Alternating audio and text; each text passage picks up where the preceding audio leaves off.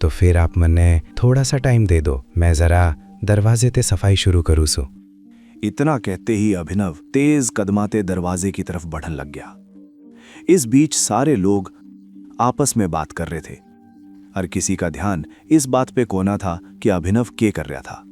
उधर अभिनव दरवाजे के पास आया और उसने दरवाजा बंद कर दिया। इसके बाद उसने चाबी निकाली और अपनी जेब में डाल ली और फिर से उन लोगों की तरफ देखने लग गया। इस बार ताली बजाने की बारी अभिनव की थी। अभिनव ने ताली बजाई और बोला, सो गाइज, अगर फन हो गया हो तो थोड़ी सी एक्सरसाइज कर ली जाए। इतना कहते ही अभिनव के चेहरे पे मुस्कान आ गई थी। एक छोरी ने उसे गुस्से में घूरते हुए देखा और बोली। अभिनव ने मंजीत ने देखा तो पाया कि वो किसी दूसरी छोरी के साथ जबरदस्ती करने की कोशिश कर रहा था। उसने तो अभिनव की बात सुनी भी कोना थी। अभिनव मंजीत के पास आया और जैसे ही मंजीत उस छोरी के कंधे पे अपना हाथ रखने आला था, अभिनव ने उसका हाथ पकड़ के उसे पीछे खींच लिया। छोरियन की इज्जत करना सीख, समझा, अभिनव ने ताना मारते हुए कहा और मंजीत का हाथ कस के मरोड़ दिया। सारे लोग भागते हुए अभिनव की तरफ पड़ने लगे। अभिनव ने मंजीत की गर्दन पे वार कर दिया और मंजीत नीचे गिर गया। अभिनव के वार के बाद मंजीत ने सांस लेने में भी बड़ी दिक्कत हो रही थी। जब बाकी लोग अभिनव पे हमला करने वाले थे तो वहां खड़ी लड़कियां अपने आप 2 कदम पीछे हट गईं। अभिनव ने एक लड़की के पेट में लात मारी और दूसरे का हाथ पकड़ के अपनी तरफ खींच के उसने उठा के जमीन पे पटक दिया। एक के बाद एक वो उन लड़कों को पीटता जा रहा था। कुछ देर के बाद सभी लड़कों की हालत खराब हो गई थी। अभिनव ने उनके शराब का नशा तो उतार ही दिया था, पर फिर भी वो लोग जमीन पे पड़े हुए थे। यो देख के बाकी लड़कियां ने भले ही गुस्सा आ रहा था, लेकिन बस उस एक लड़की के दिल ने सुकून मिल रहा था जिसके साथ मंजीत ने जबरदस्ती करी थी। जब अभिनव नहीं थका और उसने मंजीत पर हाथ उठाने की कोशिश करी तो इतने में मंजीत ने घबरा के हाथ जोड़ लिए और अभिनव के सामने गिड़गिड़ाने लग गया। उसने कहा, माफ कर दे भाई, प्लीज माफ कर दे। ना तो ये हेड ऑफ सेक्रेटरीज का ऑफिस है और ना ही मैं हेड ऑफ सेक्रेटरी थे ऊपर सू। हम तो बस तेरी टांग खींच रहे थे जैसे हर नए बंदे के साथ करते हैं। मंजीत के मुंह ते यो बात सुनते ही अभिनव ने अपना मुक्का रोक लिया और जोर जोर ते हंसने लग गया। तब तक मंजीत अपने बाकी लड़कों की मदद से खड़ा हो गया और अभिनव की तरफ देखते हुए बोला, तू कौन सा है? मंजीत अभिनव ने घने ध्यान से देख रहा था। अभिनव भी मुस्कुराया और बोला, मैं सुते है काड़। खैर छोड़, आज के लिए इतना डोज काफी था। अब तू और तेरे ये सारे चंगू मंगू मिलके इस जगह ने साफ करो, मुझे हेड ऑफ सेक्रेटरी से मिलने जाना से। अभिनव की यो बात सुनते ही लड़के बिड़क गए। अभिनव उनके चेहरे पे चिढ़ साफ देख पा रहा था।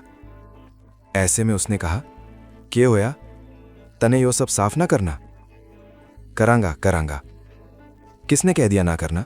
बिल्कुल करांगा। अगर आपने और कुछ करवाना हो तो वो भी बता दो। इतने में मंजीत ने कहा। अभिनव ने मंजीत ने देखा और एक गहरी सांस लेते हुए बोला, इस हॉल में जो कुछ होया वो इस हॉल तक ही रहना चाहिए, बाहर किसी ने बताने की जरूरत ना से।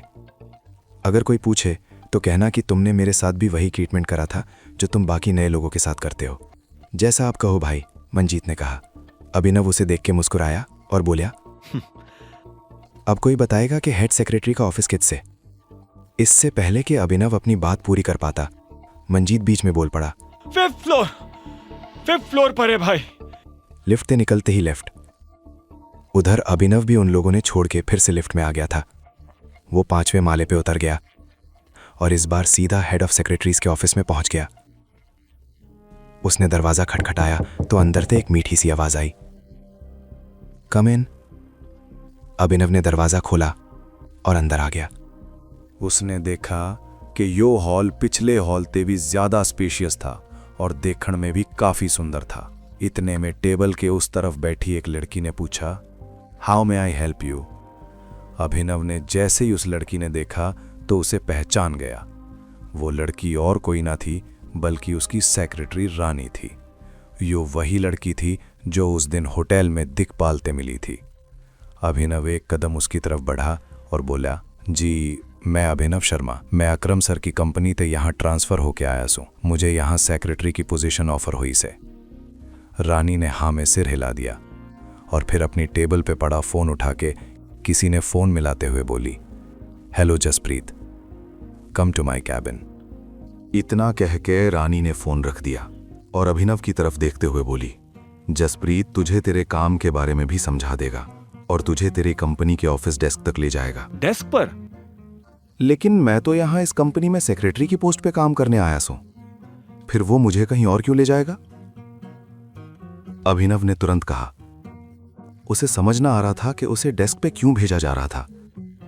इतने में रानी ने कहा, हाँ आया तो तू सेक्रेटरी की पोस्ट पे से, लेकिन अभी कंपनी के पास काम कम से और सेक्रेटरी ज्यादा से, इसलिए मैं तुझे सेक्रेटरी तो ना रख सकती, पर हाँ हमारी एक सिस्टर कंपनी से जिसमें एक मैनेजर की जरूरत से तू वहां पोस्ट हो सकता से।